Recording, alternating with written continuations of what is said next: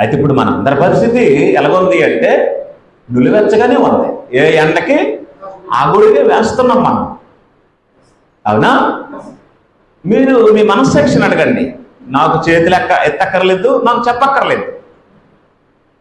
మీ మనస్సాక్షిని అడగండి. అచ్చకావులు వచ్చినప్పుడు టెస్ట్ చేస్తారు. ఎన్ని పాయింట్లు ఉన్నాయని అడుగుతారు, అడగరా? మలేరియా వచ్చినప్పుడు, టైఫాయిడ్ వచ్చినప్పుడు టెస్ట్ చేస్తారు.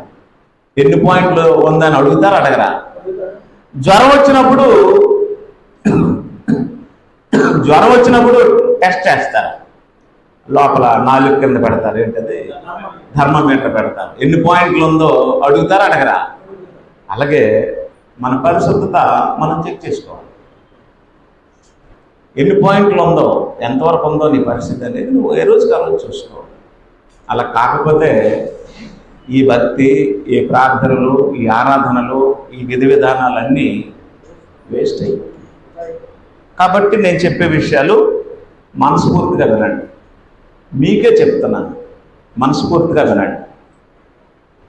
ఆత్మీయంగా పెంచలేనటువంటి బోధకుడు, ఆత్మీయంగా ఎదగడానికి కావలసిన పాల లాంటి దేవుని వాక్యాన్ని అందించలేని బోధకుడు ఈ కుటుంబాన్ని పరలోకానికి తీసుకెళ్ళలేడు, ఏ వ్యక్తిని పోషించలేడు. ఒకవేళ ఇక్కడ మీకు పోషణ కానీ అలా దొరికితే మీరు ధన్యులే.